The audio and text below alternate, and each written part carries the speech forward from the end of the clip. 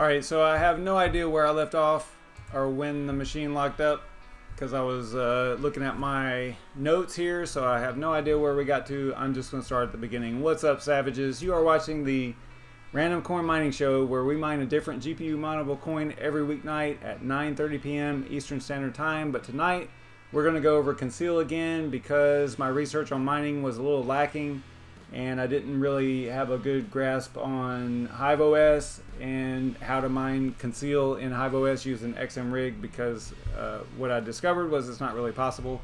So because of the versions of miners that they have. Alright, let me try to catch my mind up here after that technical difficulties there. It is Friday, April 12th, 2019. Thanks so much for everyone watching, liking, subscribing, and all that stuff. You guys are awesome. I really appreciate it. I'm not going to go over the market again. You know, we just did that, but I'm probably not going to post that previous video or let it go through and be posted because that's totally annoying. So what we'll do is let me at least cover I didn't do this last time, so we'll just do this. We'll look at some of the popular coins that we talk about on the show here. We got Aeon looking at 18.7% or cents, and Raven, let's see where that's at, up 7%. Nice to see that. CCX, which is what we're talking about tonight, up a couple of percent.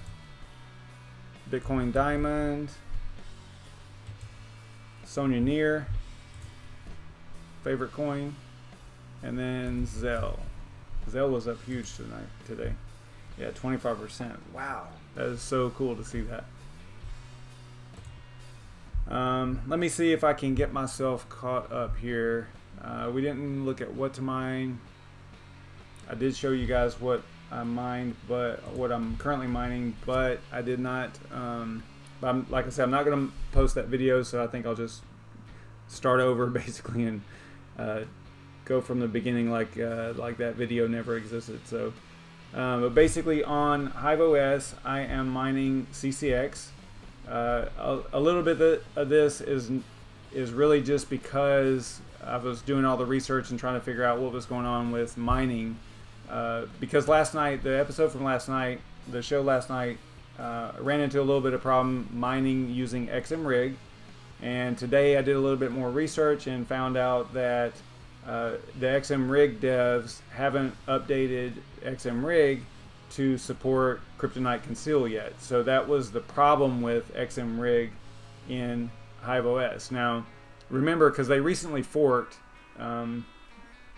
yeah, I guess it would be, yeah, it's considered a fork whenever they changed their algo from Kryptonite Fast, MSR, Masari to Kryptonite Conceal. And whenever that happened, I guess that XMRig hasn't updated to that new algo yet, but XMR Stack has. So you can see right here where XMR Stack is what I'm using, and it seems to be working just fine.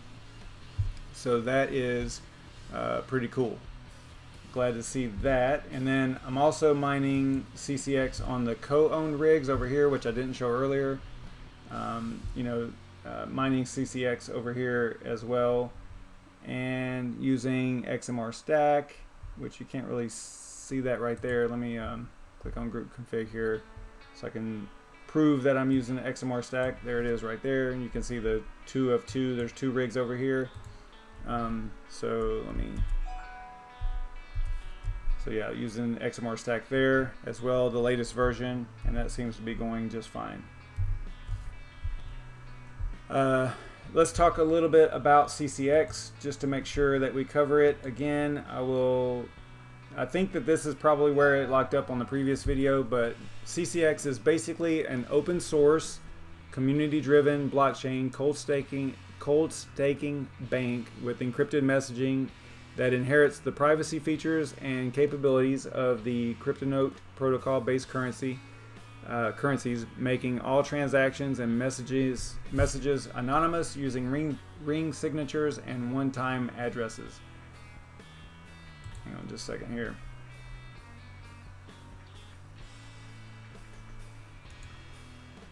I'll get into the chat in just a minute here. The main feature of Conceal network is decentralized banking. That's the simplest way to think about if you want to think of a simple way of explaining what Conceal is. It's decentralized banking.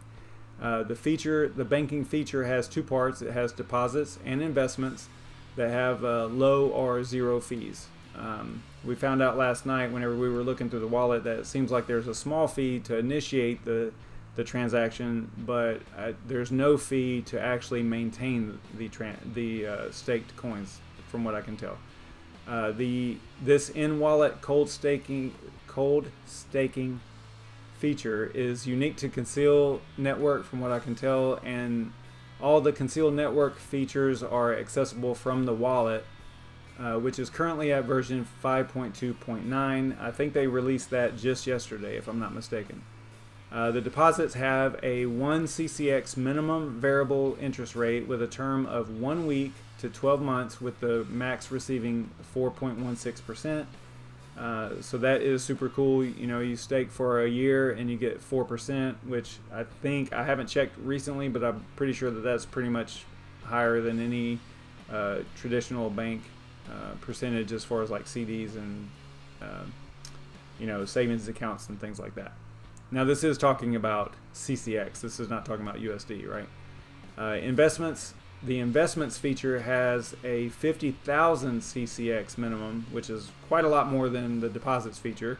That's the minimum variable interest rate with a term of 3 months to 5 years, with the max receiving 36.6231%, which is huge. That's a huge percentage, but you know, you have to stake your coins for 5 years, so that's how you get that 36%.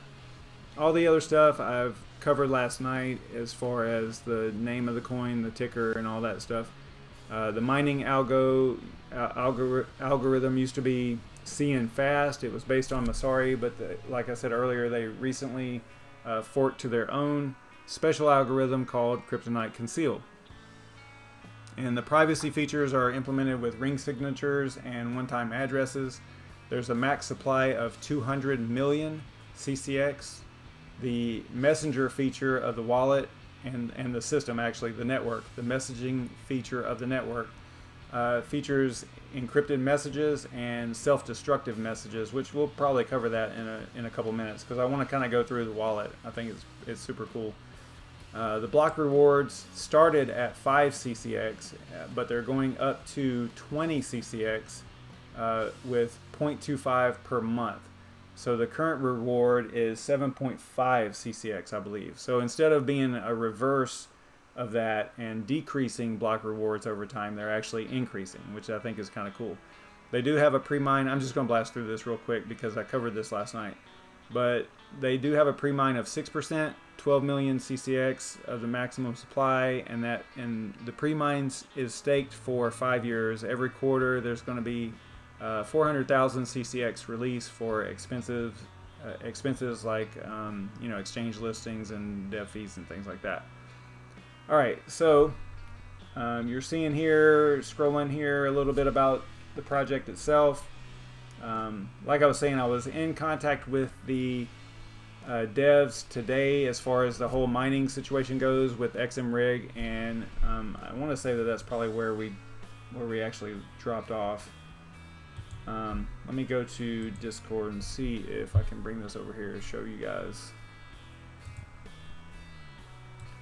And let me get into the chat to make sure that everything is going okay over there. I didn't forget to turn on my mic, so that's good. What's up, Crypto Z, Flynn Sword, Crypto Costco? What's up, man? Yeah, that's what I was saying. That's what it looked like the fee was for, was just to get it on the chain, and then after that it's no fees, right? What's up, Red Panda? Jason, what's going on, man? Thanks for getting back in here. I restarted my machine right before the stream, which usually allows me to go for, you know, at least a half hour. And yeah, I was sitting here blabbing. I don't know how far I got. But I can tell you this, on their website, let me get back over there real quick. I was at, whenever it locked up, I believe I was at right here, something like that. So I really had I had already discussed all this stuff. I don't know how long I was down for, but yeah, that's a little bit embarrassing. Plus, it's also frustrating at the same time. So we're gonna get that worked out, though. I'm gonna get a new machine built for streaming and stuff like that. So I'm gonna get that fixed. But thanks so much for you guys checking in. That's awesome. I appreciate it, Crypto Koska. You especially because you're all CCX and all that stuff. All right, so let's get over to oh, who was that popped in there? Oh, Flint Sword, what's up, man? All right, so let's go to the wallet. And last night, the wallet that I had executed did not have any of this information on it, as far as the chart and the price and all that stuff down here. Let me blow this up a little bit here. Actually, that doesn't help any. All right, so hopefully you guys can see that. Let's see if I can zoom up a little bit here. All right, so last night the wallet, I guess there's a problem with the wallet that's public now. It's it doesn't have the chart action down here or the price or any of this stuff information down here. So if you go to their Discord, they have a pinned message in their, let me get to it here real quick. If you go to support, I believe it's still going to be in here if I can find it. If I'm looking for it, it's not going to be there. Where's support? There it is. All right, so in here there's a pinned message, right? Is this it? Yeah, this is it right here. So you can get the Conceal test wallet, and all you do is download it, and it's just the one file, the Conceal. It's going to be named Conceal-test, I believe, whereas normally it would be Conceal-GUI, right? So you just drop that into your folder. I suppose you could overwrite it. In my case, what I did was I just renamed the Conceal.GUI executable and dropped the new one, dropped this test one in there and executed it. And doing so, it actually brings up your chart and things like that. All this stuff down here actually works. So the devs are working on that. I believe that they said that they would fix it within a day or something like that. But it was something I noticed last night. I didn't mention it. I just noticed it and kind of let it go. But that is cool that they are working on that and fixing that. Let me check the chat here real quick. What's up, Standing Man? Crypto Z.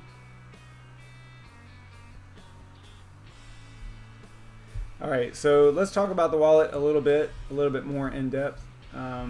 Last night I did cover the banking feature. All I did was clicked on banking right there. It goes to new deposit and new investment. New deposit, you can see here that it's 1 CCX minimum. You can add all, you know, change it however you see fit, however you want. It goes up to 52 weeks.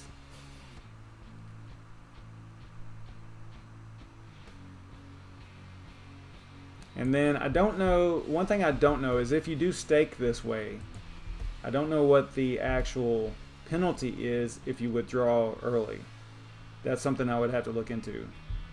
It might actually show it over here if you do stake. It might actually have that information over here somewhere, maybe. Maybe you guys, the devs, Flint Sword, and you guys can maybe tell me that. I don't know for sure. So that's how you would do a deposit. And then remember, the investment feature is a lot. It requires a lot more. It's 50,000 CCX minimum. You can put more in there. And then this is the fee that we were talking about with the, just to get it on the chain, right? So if you invest 50,000 and you stake for, remember it's 1 through 20 quarters, right? So if you go to 20 quarters,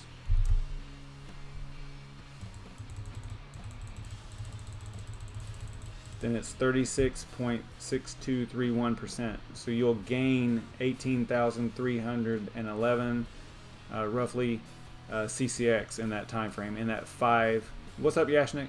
In that 5-year time frame. So that is quite a lot. I think that changed actually, because I want to say that it was like 20-something% before, or no, it's 12. That's what it is. It is 12-point-something% per year. And let's send my, just for the heck of it, we will send my YouTube address here. I mean, you could do anything, right? You could do private keys for other wallets. You could do, you know, any type of document. What I would like to see, what would be super cool, is if they enable like an IPFS interface for this. That would be neat, because then you could send files right back and forth. I don't know if that's something that they would actually do, but it seems like that would be kind of neat if they did that. You also have the capability of adding a reply to probably whenever you send it. I would assume it'll pop up and want to know who to reply to. We're not going to do that. You can also set a self-destruct time. I think it starts at 5 minutes. Yeah. So what we'll do, just for the heck of it, we'll set it to self-destruct. Let's go. Yeah, 5 minutes is good. And then the fee, I believe the fee increases. Yeah, the fee increases a little bit whenever you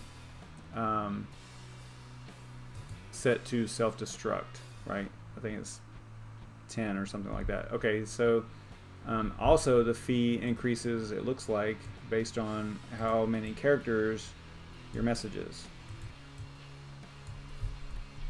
Let's see if that's true. Yeah, it is true. All right, so depending on the size of your message, it will depend on your fee, right?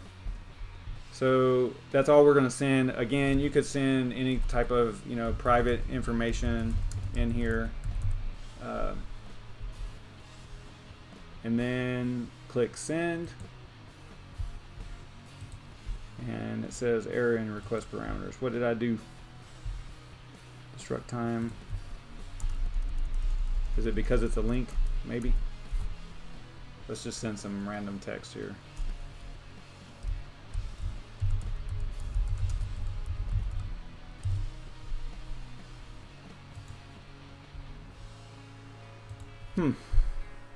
Wonder what I'm doing wrong here.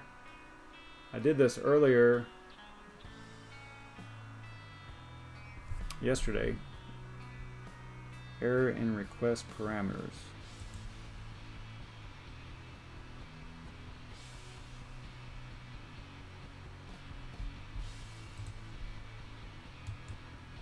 Alright, so I deselected to self-destruct. So maybe that feature is not enabled yet.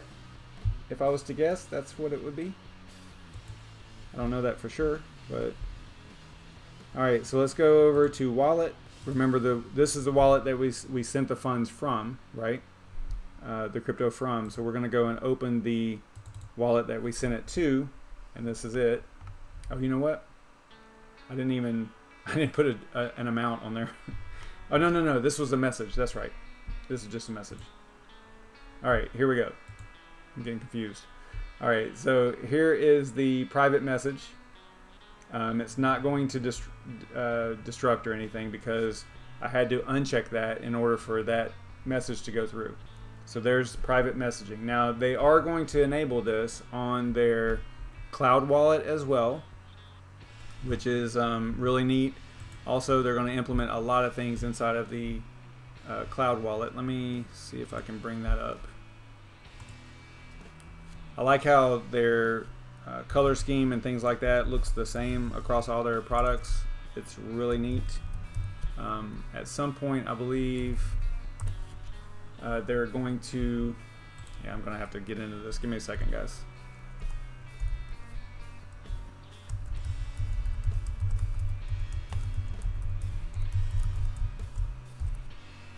2FA enabled and all that stuff. Just a second.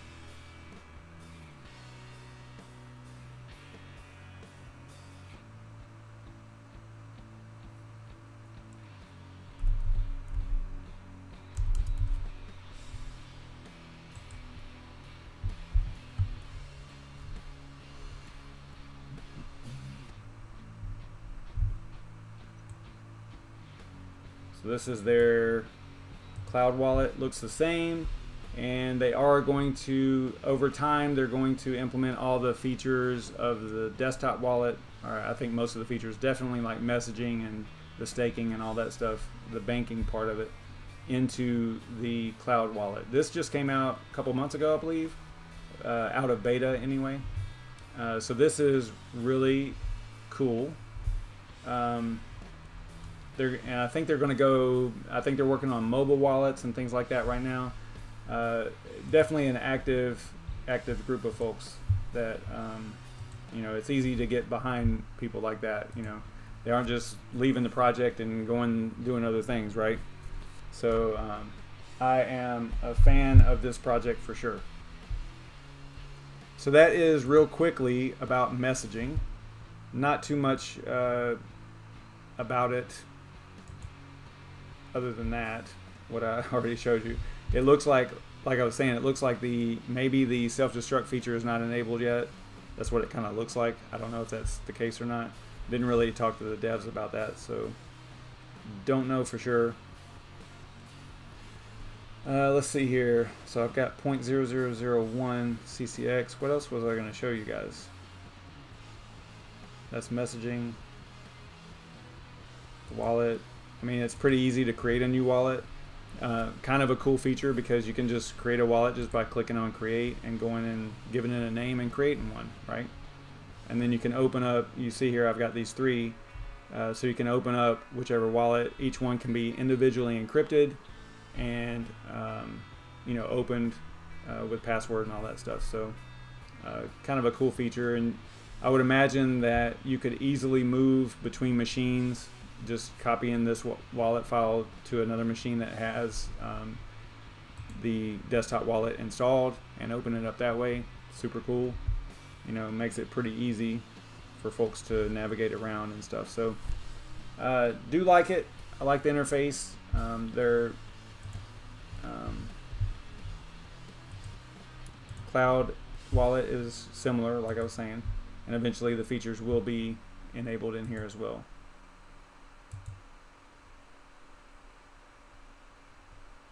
So very cool.